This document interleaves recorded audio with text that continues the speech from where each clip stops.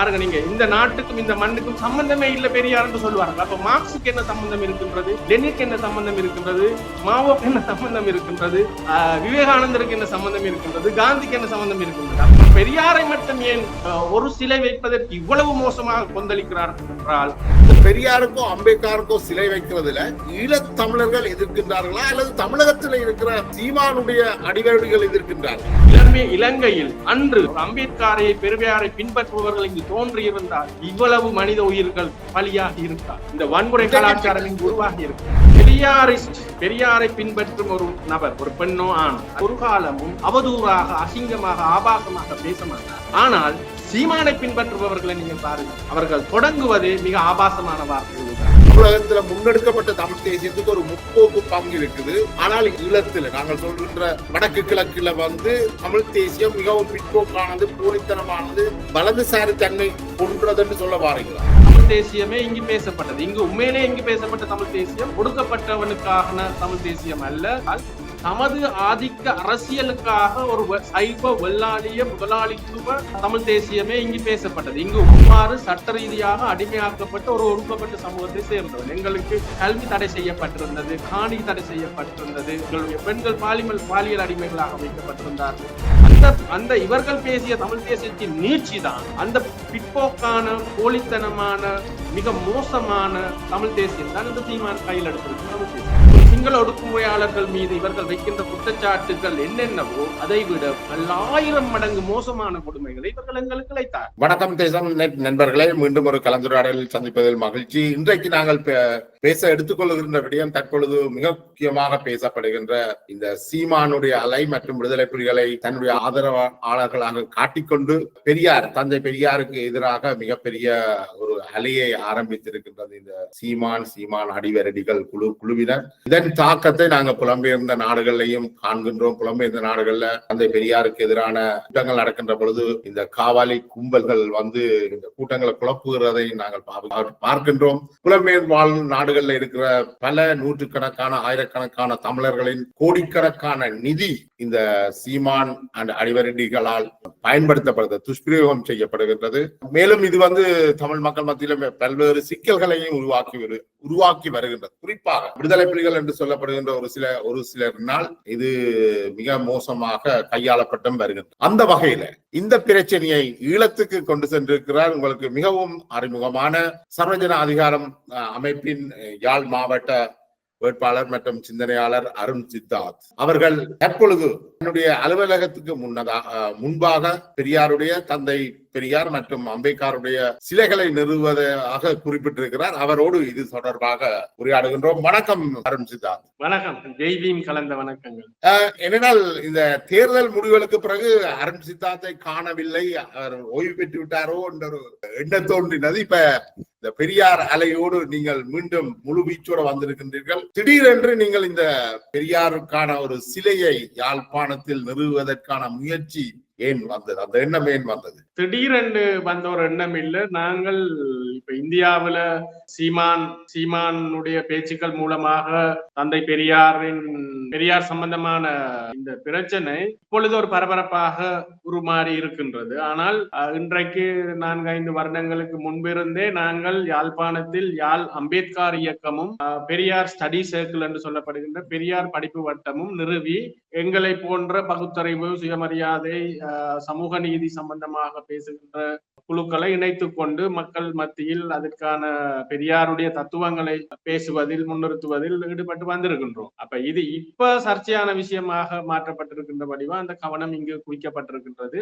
ஒன்று. மற்றது, வளமையாகவே நான் இந்த சிலை வைத்தால் உடைப்பேன் என்கின்ற இந்த பாசிச சிந்தனைகளுக்கு விட்டு கொடுக்கிற ஒரு நபர் அல்ல. உங்களுக்கு தெரிஞ்சிருக்கும், காலங்காலமாக இங்கு கருப்பு கொடி போடுற நேரத்துல சுதந்திர தினம் கொண்டாடியவன் நான். அதை கொண்டாடியதற்கான காரணம் அதை ஒரு குறியீடாக நாம் பயன்படுத்தினோம். அதாவது இந்த பாசிச சிந்தனைக்கு, இந்த சண்டித்தன அரசியலுக்கு நாம் அடிபணிய போவதில்லை. மக்கள் தமக்கு விரும்பியவர்களை தலைவர்களாகவும் தமக்கு விரும்பிய தத்துவங்களை பின்பற்றக்கூடிய ஒரு சுதந்திரமான சூழலும் இங்கு இருக்க வேண்டும் என்பது என்னுடைய நம்பிக்கை. அதுதான் மிக சிறந்த ஜனநாயகமாக இருக்கு. இலங்கை ஈழத்தை பொறுத்தவரை சீமானுடைய கருத்துக்கள் பெரிதாக எடுபடுவதற்கான வாய்ப்பில்லை என்ற ஈழத்தமிழர்களுக்கும் திராவிட கட்சிகளுக்கும் ஒரு நெருக்கமான உறவு இருந்திருக்கு, விடுதலை புலிகள் உட்பட பெரும்பாலும் நெருக்கமான உறவுகள் இருந்திருக்கு. தமிழக தலைவர்கள் வந்து இலங்கையில ஈழத்தில கொண்டாடப்பட்டிருக்கு. பெரியாரா இருக்கலாம், அம்பேத்கரா இருக்கலாம், இவர்கள் எல்லாம் கொண்டாடப்பட்டிருக்கிறார்கள். என்னுடைய தந்தை கூட ஒரு பெரியார் விரும்பியாகத்தான் இருந்திருக்கின்றார். மத கொள்கைகளுக்கு எதிரான திராவிட கருத்துக்கள் வந்து ஆழமாக என்று சொன்னாலும் ஓரளவுக்கு பரவி இருந்ததுன்னு தான் நான் நினைக்கிறேன் இல்லையா? அவ்வாறான சூழல் முன்னர் இருந்தது. ஆனால் இந்த 30 வருட ஆயுத போராட்டத்தின் ஊடாக இங்கு வந்து ஒரு ஒற்றை தனி பாசிச மனப்பான்கு அல்லது அரசியல் கட்டமைக்கப்பட்டிருக்கின்றது ஒன்று. மற்றது நீங்க சொன்ன மாதிரி முழுமையாக அந்த திராவிட சமூக நீதி அரசியல் அல்ல இங்கு மேற்கொள்ளப்பட்டது. இப்ப தமிழ் தேசியம் பேசுகின்ற பொழுது இந்தியாவில் பேசப்பட்ட தமிழ் தேசியம் அல்ல இங்கு இருக்கின்ற அரசியல் கட்சிகள் கையில் எடுத்து இந்தியாவில் வந்து சமூக நீதி, ஒரு இடதுசாரிய சமூக நீதி சார்ந்த தேசியம் சார்ந்த தமிழ் தேசியம் அங்கு பேசப்பட்டது. அதாவது பாதிக்கப்பட்டவன் தரப்பில் இருந்து அந்த தமிழ் தேசியம் அங்கு உருவாக்கப்பட்டது.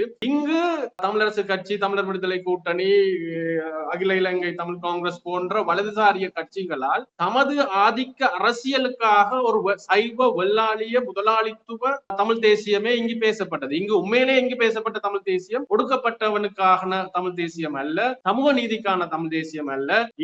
இந்த யாழ் வடக்கு கிழக்கு மண்ணுல நீங்கள் என்றைக்கும் அரசியல் மேடைகள்ல சுயமரியாதை, பகுத்தறிவு, சமூக நீதி போன்ற வசனங்கள், சொற்களை கூட நீங்கள் கேட்டிருக்க முடியாது. அது உச்சரிக்கப்படுவதில்லை, பேசப்படுவதில்லை. காரணம், இந்த சமூகம் மிக மோசமான சாதிய சமூகம். ஆகவே இந்த சமூகத்தில அந்த சாதிய ஆதிக்க சாதி அரசியல் தான் இற்றை வரைக்கும் ஸ்தாபனமயமாக்கப்பட்டிருக்கின்றது.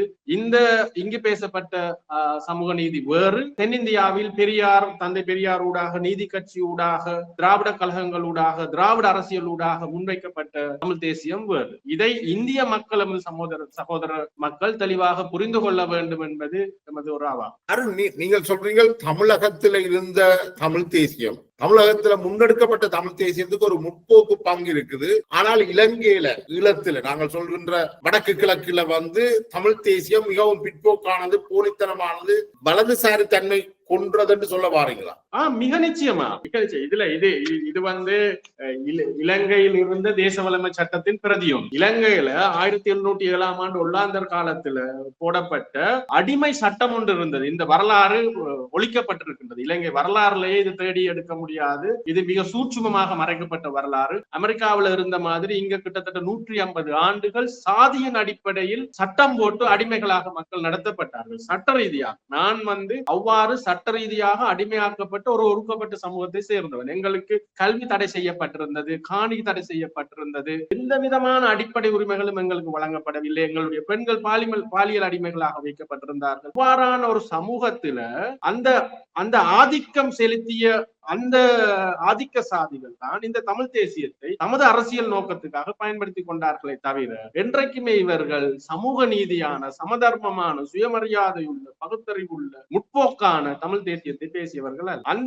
அந்த இவர்கள் பேசிய தமிழ் தேசியத்தின் நீட்சி தான் அந்த பிற்போக்கான, போலித்தனமான, மிக மோசமான தமிழ் தேசியம் தான் என்று சீமான் கையில் எடுத்திருக்கும் தமிழ் தேசியம். இப்ப என்ன இந்தியாவில வந்து தந்தை பெரியார் சொல்லுகிறார், பாம்பையும் கண்டால் நீ பாப்பனை அடியன். அப்ப அங்க வந்து இந்த பாப்பனர்களுடைய, பிராமணர்களுடைய ஆதிக்கம் தலைவிரித்து ஆடினது. அவர்கள் பெரும்பான்மையாக இருக்கின்றார்கள். இன்றைக்கும் அவர்களுடைய ஆதிக்கம் அங்க இருக்குது. ஒப்பீட்டு அளவில் இலங்கை ஈழத்திலோட ஒப்பிடுகின்ற பொழுது தமிழகத்திலோ அல்லது இந்தியாவில் சாதி ஒடுக்குமுறை என்றது மிக மோசமான ஒடுக்குமுறையாக இன்றைக்கும் இருக்குது. இலங்கையில ஈழத்தின் வடக்கு கிழக்கு பகுதிகளில் நடக்கிற அந்த சம்பவங்களோட ஒப்பிடும் பொழுது தமிழகத்தில் நடக்கிறது தமிழகத்திலோ அல்லது இந்தியாவில் நடக்கிறது மிக கேவலமானதாகவும் மிக கொடுமையானதாகவும் இருக்கிறது. அது என்னட்டு நீங்கள் அப்ப அந்த பிற்போக்குத்தனம் இங்க இருக்குது, ஆனா அங்க இல்லைன்றால் என்னது நடக்குது? அப்ப அந்த கொடுமை வந்து மாறி அங்கு வந்து ஒரு மிக நீண்ட நெடிய வரலாறு ஒன்று இருக்கின்றது. சமூக நீதி அரசியல் சார்ந்த வரலாறு 1990கள் 1900, அதாவது அம்பேத்கர்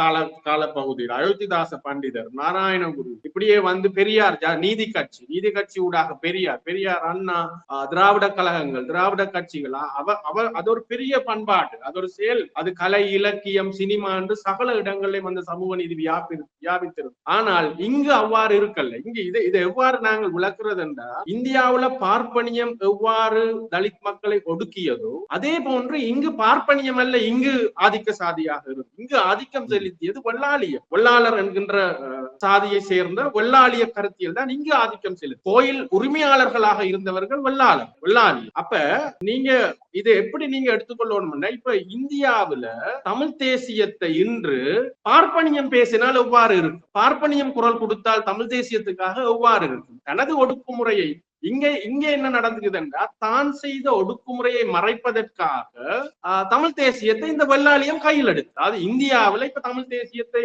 பிராமணியம் பேசினால் எவ்வாறு இருக்கும், அதே போன்றதுதான் இங்கு எங்களை ஒடுக்கிய வெள்ளாளியம் தமிழ் தேசியத்தை கையில் எடுத்தது. அந்த பிற்போக்குத்தனமான தமிழ் தேசியம் சிங்கள அரசுகள் மீது, சிங்கள ஒடுக்குமுறையாளர்கள் மீது இவர்கள் வைக்கின்ற குற்றச்சாட்டுகள் என்னென்னவோ அதை விட பல்லாயிரம் மடங்கு மோசமான கொடுமைகளை இவர்கள் எங்களுக்கு இழைத்தார். ஆகவே ஒரு சமூகமாக இற்றை வரைக்கும் அதை இழைத்துக் கொண்டே இருக்கின்றார்கள். இது கடந்த வருடத்தின் ஐக்கிய நாடுகள் சபையின் அறிக்கை, இது இன்டர்நேஷனல் தலித் சொலிடாரிட்டி மூவ்மெண்ட் என்று சொல்லப்படுகின்ற சர்வதேச தலித் அமைப்புகளின் அறிக்கை. இதெல்லாம் இலங்கையில UN slavery expert rises concern over cost discrimination இன் ஸ்ரீலங்கா, இது யூஎன் ஐக்கிய நாடுகள் சபையால் வெளியிடப்பட்ட அறிக்கை. சோ இவ்வாறான விரவி கிடக்கின்ற தகவல்கள், அறிக்கைகள் எங்களால சமர்ப்பிக்க முடியும். நாங்கள் இது தொடர்பாக 10-15 வருடங்கள் வேலை செய்து கொண்டிருக்கிறோம். ஆனால் இன்னும் இந்த நான் சொல்லுகின்ற இந்த ஆதிக்க சாதி ஈழத்தமிழ் அரசியல், இந்த சைவ வெள்ளாளி அரசியல் இந்த உண்மைகளை எல்லாம் போட்டு மூடி அதுக்கு மேலாலதான் இவர்கள் இந்த தமிழ் தேசியத்தை பேசிக் கொண்டிருக்கின்றார்கள். ஆகவேதான் இவர்கள் பயப்படுகின்றார்கள். பெரியார் இங்கு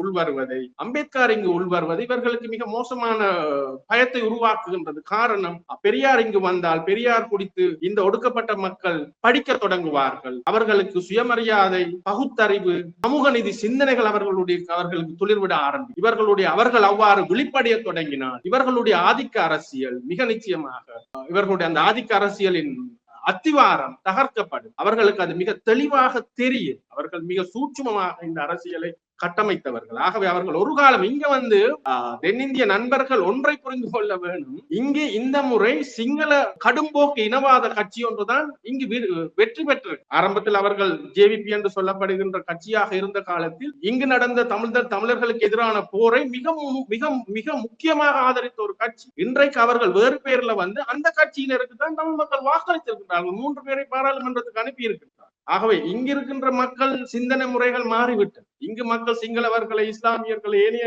இனத்தவர்களை எதிரிகளாக பார்க்கவில்லை. ஆனால் இந்த அரசியல்வாதிகள் அவ்வாறு தமிழகத்துக்கு கட்டமைத்துக் கொண்டிருக்கின்றார். மிக ஆபத்தான்.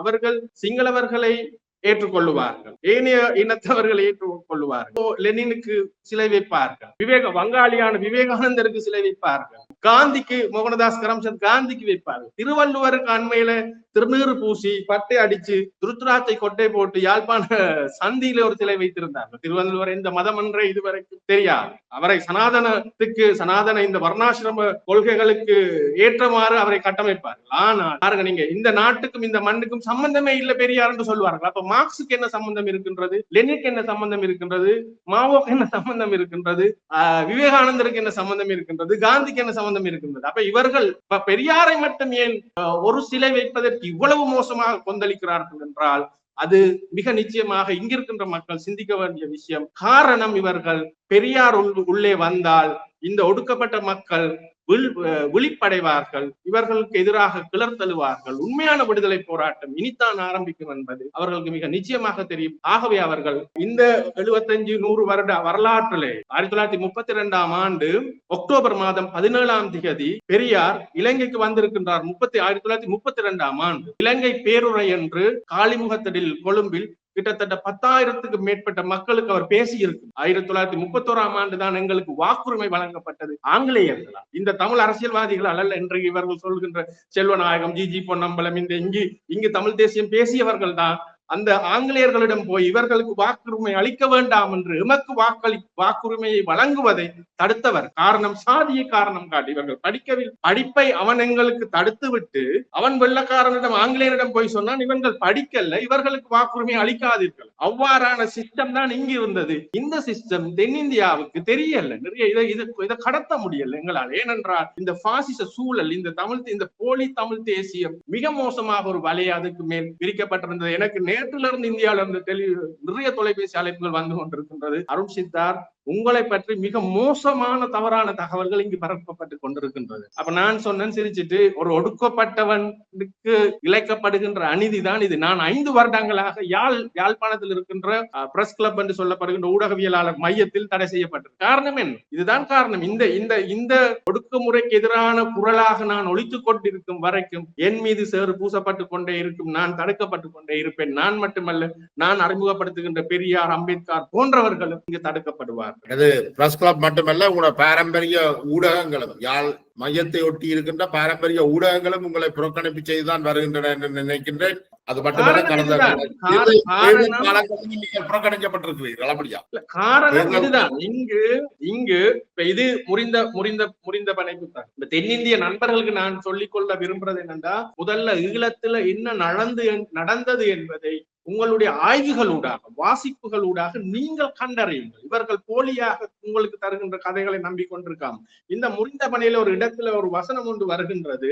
மகாபாரதத்தில் போரில் கொலை செய்யும் மனிதர்களை சத்திரியர்கள் என்னும் வர்ணத்தை சேர்ந்தவர்களாக அழைக்கப்பட்டார். ஆயுத போராட்ட குழுக்கள் இங்க ஈழத்தில் பலம் பெற்று வளர்ந்த போதும் அவர்களை எங்களது பெடியன்கள் என அழைக்கப்பட்டாலும் தமிழ் சமூகத்தின் உயர் வர்க்கத்துக்கு அவர்கள் அடிப்படையில் தொடர்ந்து ஒரு அந்நியமான சாதி குழுவாகவே இருந்தார். உள்நாட்டிலும் வெளிநாட்டிலும் போராளிகளுக்கு பொருளுதவியும் தார்மீக ஆதரவும் அளித்து வந்த உயர்குலாத்தினர் சில வேளைகளில் மகாபாரதத்தை மேற்கோள் காட்டி விடுதலைக்கு பெற்றுக் கொடுப்பது ஆயுத போராளிகளின் விவகாரமாக இருந்தாலும் ஆளுகின்ற விவகாரம் மூளையின் கல்வியும் உடைய எங்களின் விவகாரம் என கூறிக்கொண்டார்கள். இது முறிந்த பணி 4 கிட்டத்தட்ட 350க்கு மேற்பட்ட அகாடமிக்ஸ் என்று சொல்லப்படுகின்ற கல்வியலாளர்களால் தகவல் திரட்டப்பட்டு எழுதப்பட்ட நம்ப தகுந்த இலங்கையில நடந்தது என்ன என்பதை சர்வதேச ரீதியில நம்ப தகுந்த ஒரு ஆவணம் இந்த புத்தகம். இந்த புத்தகத்துல மிக தெளிவா இருக்குது. 100க்கு 99% ஆயுதம் தூக்கிய போராளிகளாக களத்துல இறந்தவர்கள் என்னை போன்ற ஒடுக்கப்பட்ட தாய்மாரின் பிள்ளைகள், ஒடுக்கப்பட்ட சமூகத்தை சேர்ந்த நாங்கள் தான் எங்களுடைய உயிரை காவு கொடுத்தோம். ஆனால் மாவ சொல்ற மாதிரி துப்பாக்கியை எமது கையில தந்துட்டு துப்பாக்கியின் புலகளில் இருந்துதான் அரசியல் அதிகாரம் பெற துப்பாக்கியை எம்மிடம் தந்தார்கள். அரசியல் அதிகாரத்தை அவர்கள் கைப்பற்றி கொண்டார்கள். இலங்கையில ஒரு அம்பேத்கர் இன்றல்ல, இலங்கையில் அன்று ஒரு அம்பேத்கரையோ பெரியாரையோ அறிமுகப்படுத்தப்பட்டு இருந்தால், ஒரு அம்பேத்கரை பெரியாரை பின்பற்றுபவர்கள் இங்கு தோன்றி இருந்தால் இவ்வளவு மனித உயிர்கள் பலியாகி இருக்காது. இந்த வன்முறை கலாச்சாரம் இங்கு உருவாகி இருக்காது. வடக்கின்ற தலைநகரம் என்று சொல்லப்படுற அளவுக்கு இருக்கின்ற யாழ்ப்பாணத்துல ஒடுக்கப்பட்ட சமூகங்கள வீதம் எத்தனை வீதமா இருக்குது?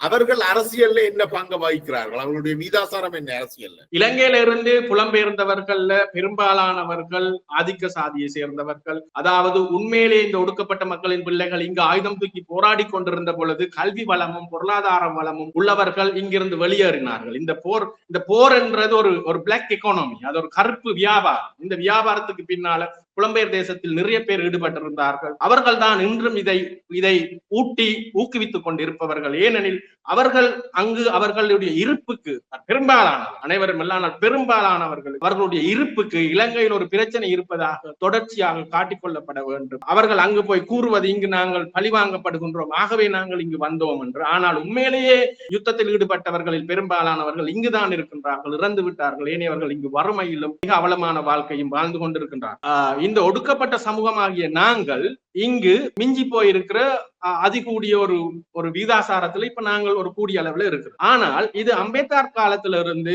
அமெரிக்க கற்பின மக்கள் போராட்டம் தொடங்கி சகல போராட்டங்களும் போன்று இது மிக கடினமாக இருப்பதற்கு காரணம், நான் ஒடுக்கப்படுகிறேன் என்பது எனக்கு தெரியாது, எனக்கு தெரியல. என்ன, நான் ஒரு ஒடுக்குமுறைக்கு உட்பட்டு இருக்கிறேன் என்ற ஒரு அடிமை தான் அடிமையாக நடத்தப்படுகிறான் என்பது தெரியாத வரைக்கும் அங்க போராடுறது மிக மிக மிக கடினமா. இப்ப இங்கேயும் இருக்கிற பிரச்சனை எங்களுக்கு என்னென்றால், நாங்கள் எந்த ஒடுக்குமுறைக்கு எதிராக போராடி கொண்டிருக்கின்றோமோ அந்த ஒடுக்குமுறையாளனுடன் அருகில் கயிறம் கோர்த்து நிற்பவன் அந்த ஒடுக்குமுறைக்கு உட்பட்ட எமது இனத்தை சேர்ந்தவன். அவன் தெளிவடையாமல் இந்த போராட்டம் இலகுவானதல்ல. ஆகவேதான் இவர்கள் பெரியாரை எதிர்க்கின்றார்கள் மூர்க்கமாக. ஏனென்றால் பெரியார் போன்றவர்களை நாம் சமூகத்துக்கு அறிமுகப்படுத்தினால், பெரியாரின் கொள்கைகளை அறிமுகப்படுத்தினால் இந்த சமூகம் விழிப்படைந்தால் இவர்களுக்கு அது ஆபத்தானது. ஆகவேதான் இவர்கள் இந்த சமூகத்தை அந்த மாயையில் அறியாமையில் வைத்துக் கொண்டிருப்பதற்காக,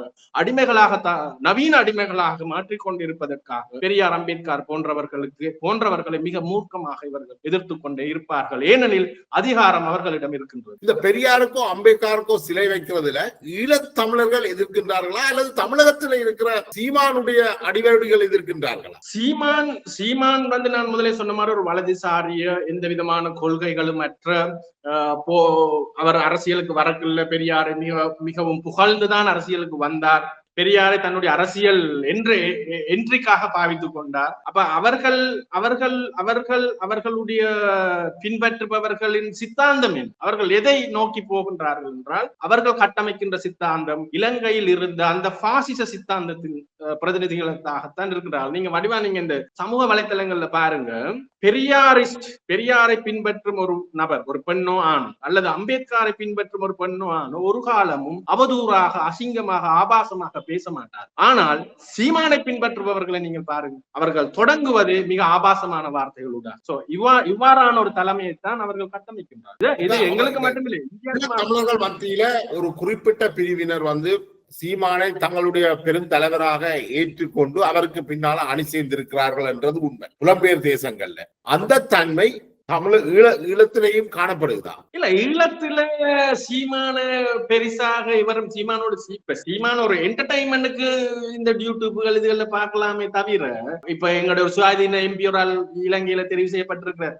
அவரை ஒரு பொழுதுபோக்காக மக்கள் கருதுகின்றார்கள். இப்ப பாராளுமன்ற, இப்ப நானும் ஒரு அரசியல் அறியாமையில் இருப்பவனாக இருந்தால் நானும் சீமானுக்கு பின்னால் செல்லக்கூடிய சந்தர்ப்பங்கள், சாத்தியக்கூறுகள் இருக்குது. அவர்கள் அந்த மக்களின் குறுகிய உணர்வுகளை, இனம், மதம், மொழி போன்ற மிக இலகுவாக உசுப்பேற்றக்கூடிய அல்லது தட்டிவிடக்கூடிய அந்த சீப் பாலிடிக்ஸ் தான் அவர்கள் மிக குறுகிய சிந்தனையை தான் அவர்கள் விதித்துக் கொண்டிருக்கின்றார்கள். இது ஆரோக்கியமானதல்ல. இலங்கையில் சீமானை பின்பற்றுபவர்கள் என்று பெரிதாக ஒரு கூட்டம் இல்லை. சீமானை இலங்கையில் சீமானையோ அல்லது இந்த சனாதன சாதி ஆதிக்க அரசியலை பேசுபவர்களும் பெரியாரை எதிர்ப்பவர்களும் யார் என்று பார்த்தால், இங்கு மத அடிப்படைவாதிகள் ஆயிருப்பார்கள், அல்லது மத ஸ்தாபனங்கள் அமைத்து அதனூடாக மிக பாரிய அளவில் சொத்து சேர்த்து அதனூடாக வியாபாரங்கள் செய்து கொண்டு இருப்பவர்கள்.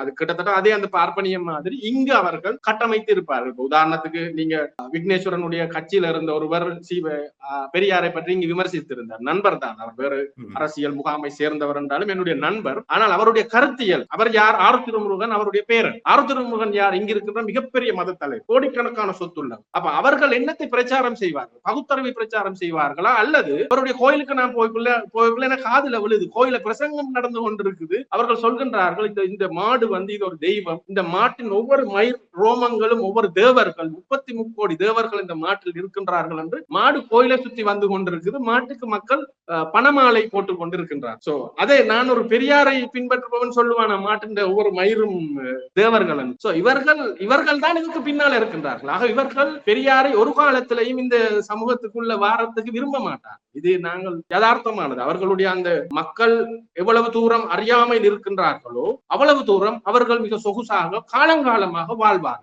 ஆனால் அவருடைய அரசியல் குரு, பெரியாரை விமர்சித்தவர் இருக்கின்றார் தான், அவருடைய அரசியல் குரு யார்? விக்னேஸ்வரன், முன்னாள் முதலமைச்சர் வடமாகாணத்துக்கு முதலமைச்சர் ஆகிய உடன் இந்திய திரு நரேந்திர மோடிக்கு கடிதம் ஒன்று எழுதுகின்றார்.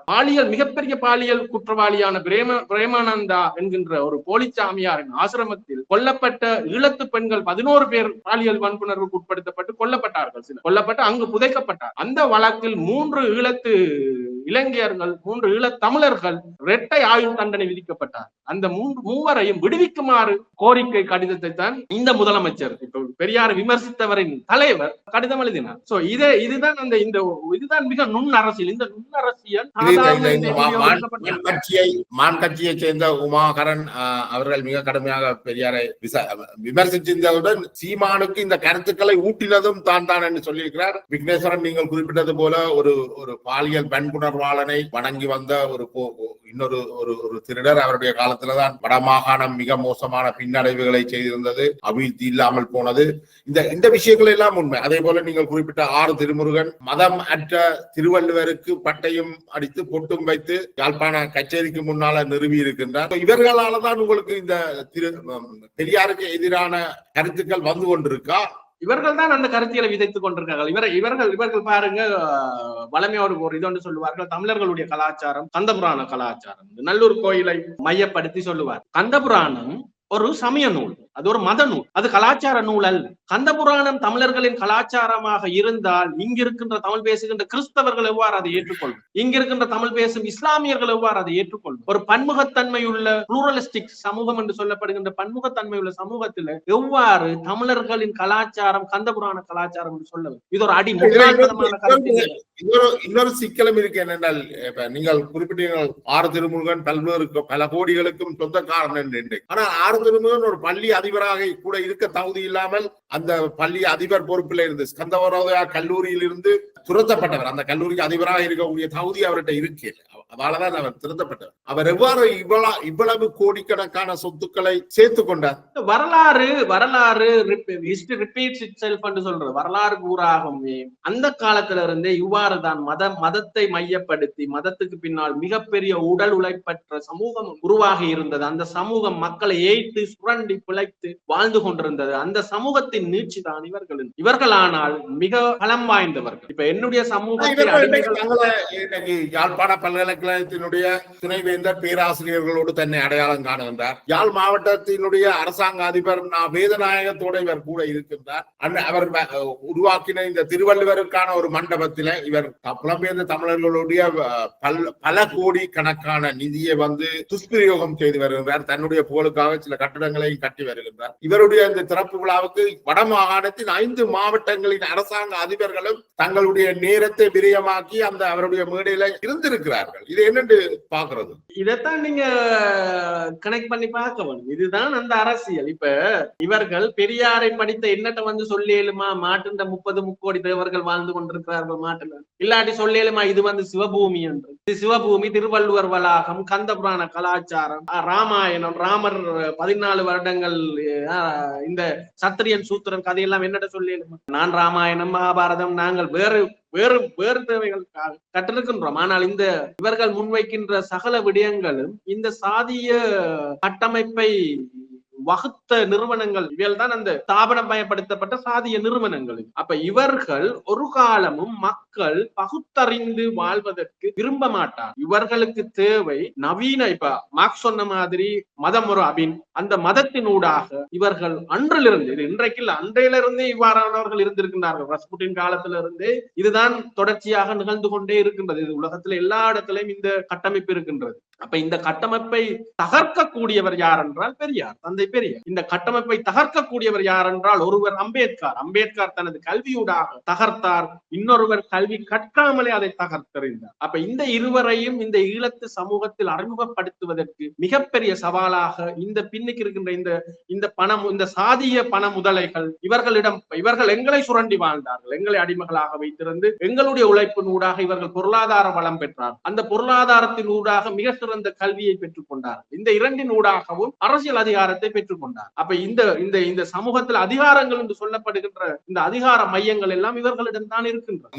மோடியினுடையதும் அண்ணாமலையுடையதும் கோசலத்தை தலையில தப்பி தோகிறதுக்கு தயாராக இருக்கின்ற, அல்லது அவர்களுடைய கோசலத்தை அருந்துவதற்கு தயாராக இருக்கின்ற இவர்களுடைய எதிர்ப்பையும் தாண்டி உங்களால இந்த சிலையை நிறுவ முடியுமா? ஏன்னா நீங்கள் இருக்கிறதே ஒரு வாடகை வீடு. அந்த வாடகை வீட்டுல உங்களுக்கு அந்த சிலையை நிறுவ இயலுமா? அல்லது அதுக்கு முன்னுக்கு இருக்கிற சந்தியில அந்த சிலையை நிறுவுவதற்கான அந்த இடத்தை இவர்களுடைய அதிகாரத்துல உள்ளவர்கள் தருவார்களா உங்களுக்கு? இது எப்படி?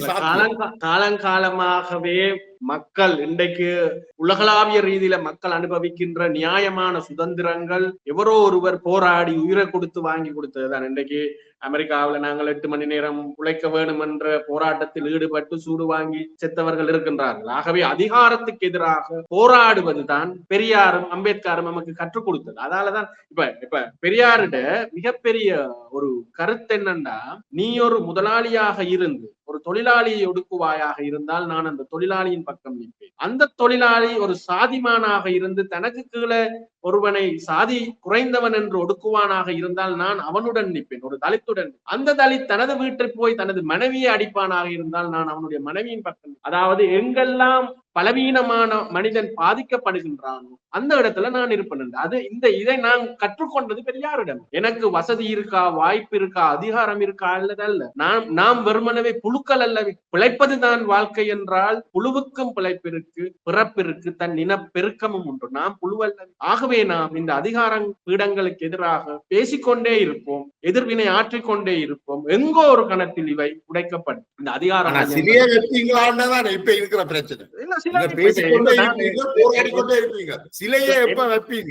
என்னுடைய அதுல ஒரு சின்ன தகவல் பள்ளி ஒன்று இருக்கு. நான் இருக்கிற என்னுடைய வீடு வாடகை வீடு அல்ல, இது என்னுடைய சொந்த வீடு. ஆகவே எனக்கு இதுக்கு முன்னால 10 அடியில 20 அடியிலையும் வைக்கக்கூடிய நான் முன்னுக்கு எனக்கு இடம் இருக்குது. என்னுடைய இடம் மிக KKS ரோட்ல வீதியை பார்த்து கொண்டிருக்குது. இங்க நான் வைப்பேன் என்னுடைய இடங்கள், என்னுடைய தனி இடங்களை நான் வைத்துக் கொண்டு போவேன். என்னுடைய பாட்டு, என்னுடைய இப்ப நான் நினைக்கிறேன் எல்லாருக்கும் தெளிவாக விளங்கும் நினைக்கிறேன். அப்ப நிச்சயமாக பெரியார் சிலை ஒன்று தாவடியில வரப்போம். எந்த மாற்றமும் இல்லை. பெரியார் அம்பேத்கருடைய 2 சிலைகள் எனது இந்த அலுவலகத்தின் முன் வளைவுல நான் மிக பெரிதாக வைத்தே தீருவேன். அதுக்கு பிறகு எனது ஊர்ல வைப்பேன். என்னுடைய காணி, சொந்த காணி இருக்குது, என்னுடைய அம்மம்மாட காணி இருக்குது, என்னுடைய பாட்டன் முப்பாட்டனுடைய இடங்கள் இருக்கு. இங்கெல்லாம் நான் வைத்துக் கொண்டு போவேன். நான் என்னுடைய வீட்டுக்குள்ள யாரை வைப்பது, யாரை தலைவனாக தீர்மானிப்பது என்பது என்னுடைய அடிப்படை உரிமை. எவனும் அதை கேட்க முடியாது. நீ யாரை